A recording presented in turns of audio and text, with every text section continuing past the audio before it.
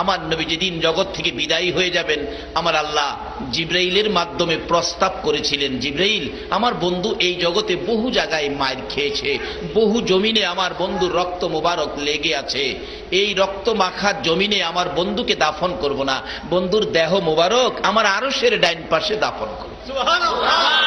জিবরাইল তো আশ্চর্য, প্রভু হে, হযরত আদম আলাইহিস সালাম থেকে শুরু করে ঈসা আলাইহিস সালাম পর্যন্ত কারোর জন্য তো এই প্রস্তাব করেন নাই, আপনার বন্ধুকে আরশে নিয়ে আসবেন?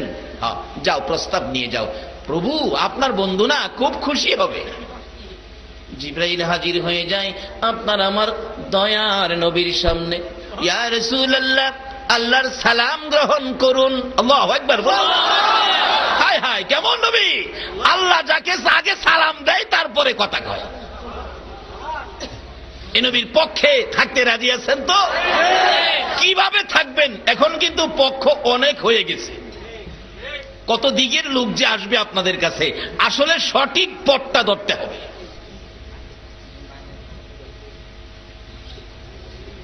জিবরাইল বলেন, ইয়া রাসূলুল্লাহ, আল্লাহর সালাম গ্রহণ করুন। আমি জিবরাইলের সালাম গ্রহণ করুন।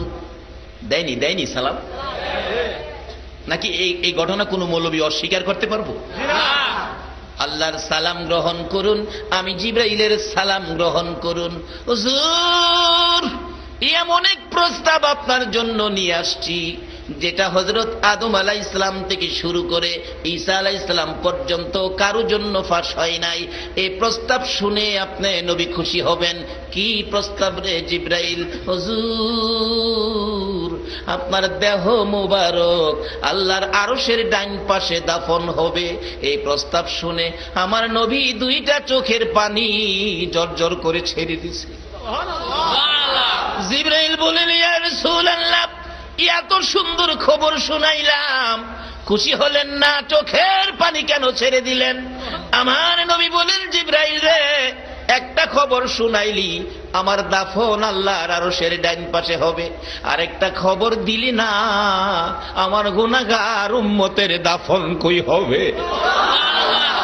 আরে দয়ালো নবী, প্রেমের ছবি আর আসবে না জগতে, আমার দয়ালো নবী, প্রেমের ছবি আর আসবে না জগতে। হাসর দিনে উম্মত বিনে, হাসর দিনে উম্মত বিনে যাবে না নবীজি বেহেশতে। দয়ালো নবী, প্রেমের ছবি আর আসবে না জগতে, আমার দয়ালো নবী, প্রেমের ছবি আর আসবে না। 63 সাল জিন্দিগি কাছে বলে উম্মতি, 63 সাল জিন্দিগি কাছে বলে উম্মতি, এখনো কান্দে শুয়ে মদিনাতে নবী, এখনো কান্দে শুয়ে মদিনাতে। দয়ালো নবী, প্রেমের ছবি আর আসবে না জগতে, আমার দয়ালো নবী, প্রেমের ছবি আর আসবে না। আমার নবী চোখের পানি ঘুলু গাল বেবে জর্জর করে ছেড়ে দিলেন। জিবরাইল রে, আমার উম্মতের দাফন কই হবে রে জিবরাইল? জিবরাইল বলেন, ইয়া রাসূলুল্লাহ, আমার জানা মতো আপনার উম্মতের দাফন এই জমিনের মধ্যে হবে। আমার নবীর কান্না আরো বেড়ে গেছে। রে জিবরাইল, না রে না, এই প্রস্তাবে আমি রাসূল খুশি হতে পারলাম না। আমার দাফন আরশে হবে, আমার উম্মতেরা এই জমিনে থাকবে। আমি উম্মতের দরদি নবী, উম্মত ছেড়ে আরশে থাকতে পারবো না। জিবরাইল, আমাকে যদি খুশি করতে হয়, আমার পক্ষ থেকে একটা প্রস্তাব আমার প্রভুর দরবারে নিয়ে যাও। আমার উম্মতেরা যদি এই জমিনে থাকে, আমি নবী আরশে যাব না, আমি আমার উম্মতের পাশে এই জমিনে থাকবো। জিবরাইল বলেন, ইয়া রাসূলুল্লাহ, আর সহ্য হলাম। এত আরামের জায়গা, এত শান শৌকতের জায়গা, আরশের মধ্যে থাকবেন, ওখানে যাবেন না, মাটিতে পড়ে থাকবেন উম্মতের পাশে, তাতে কি লাভ হবে? আমার নবী বুঝাইতে চায়, জিবরাইল রে, শোনো রে জিবরাইল, কি লাভে আমি থাকবো? দুনিয়ার জমিনে দেখেছি মুরগি যখন বাচ্চা ফুটায়, মা মুরগিটা বাচ্চাগুলো লইয়া সমাজে ঘোরাঘুরি করে। বাচ্চার উপর যদি কোনো বিপদ আসে রে জিবরাইল, চিলকাক যদি উড়াল দেয় বাচ্চা নেওয়ার জন্য, মা মুরগিটা দুইটা পাখা বাড়াইয়া ডাকে, আদুরে সন্তানেরা রে, আয় আমি মায়ের পাখার নিচে আয়। বিপদ দেখা যায়, আয় আমি মায়ের পাখার নিচে আয় রে। বাচ্চাগুলো দৌড়াইয়া মায়ের পাখার নিচে ঢুকে, মা মুরগিটা বাচ্চাগুলো পাখার মধ্যে লইয়া রে জিবরাইল সান্ত্বনা দেয়, ভয় পাইস না, আর চিন্তা করিস না, কথা দিলাম আমি মায়ের জীবন থাকতে একটা বাচ্চাও চিলকাকে নিতে দিব না। জিবরাইল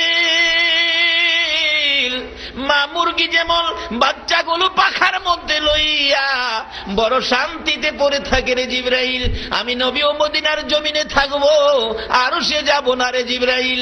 আমার তামাম পৃথিবীর উম্মতের যদি কোনো বিপদ দেখা দেয়, আমি নবী বাচ্চাওয়ালা মুরগির মতো দুইটা হাত আমি বাড়াইয়া দিব।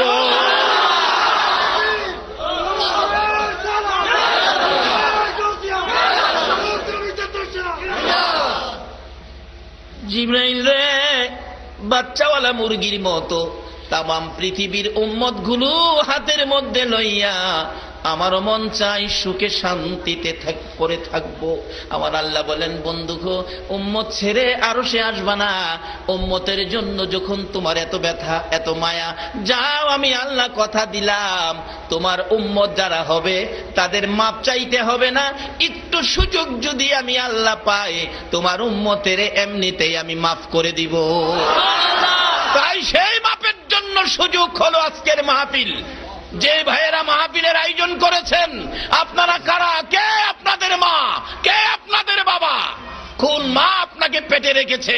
যারা আজকের মাহফিল আয়োজন করেছেন মাহে রমজানে, নিশ্চয়ই আপনারা যেদিন মায়ের পেটে ছিলেন, মা বুঝি রমজানের রোজা রেখেছিল, ওই তাসিরের সন্তানগুলো আজকের মাহফিলের আয়োজন করেছে।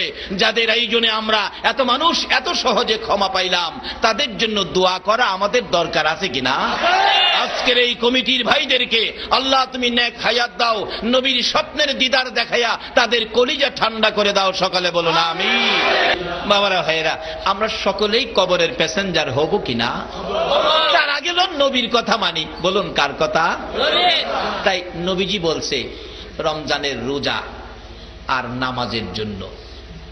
রোজা হবে বিপদ মুক্তির জন্য, জান্নাতে যাওয়ার জন্য ঢাল স্বরূপ, আর নামাজ হবে জান্নাতের, বলুন।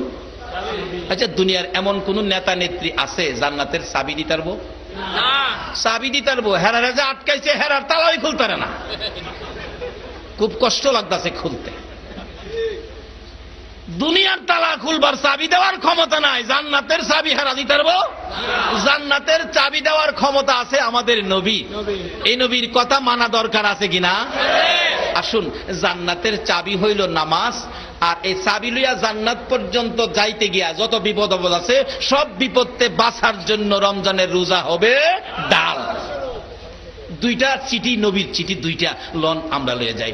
যদি লইয়া হাসরের ময়দানে যাইতে পারেন, আল্লাহ পাক হাসরের দিন বিচারের কোর্ট বসাবেন একদিকে, আরেকদিকে নির্দেশ দিবেন ফেরেশতারা আমার আরশের নিচে ডেকোরেশন করে, আমার মেহমান আসতেছে, আমার মেহমান আসতেছে, তোমরা ডেকোরেশন করে এখানে খাবারের ব্যবস্থা করো। আমার দুনিয়ার কিছু মেহমান আছে, তারা দুনিয়াতে না খাইয়া রোজা রাখছে, আমারে ভয় করছে, আমি তাদের আজকে আমি মেহমানদারি করব। কি মেহমানদারি করব? কি রোজা রাখলে না না রাখলে? খায়া রাখলে না না খায়া রাখলে? বেটা খায়া কি তাজা হইছে, আবার সাহস নাই, ভয় আছে। কিন্তু দেখছি হোটেলের ভিতরে খাইতে যাইব, হোটেল মালিকরা পর্দা লাগাই রাখছে তো, কিন্তু পর্দার সামনে দা দুইটা গুটি দেয়, পরিচিত কেউ আছে কিনা দেখা যায় কেউ নাই, মাথার নিচে দিয়া চায় না, টেবিলে বইয়া চায় না, নিচে বইয়া খায়, মেশিয়ার দে খাইতেছে।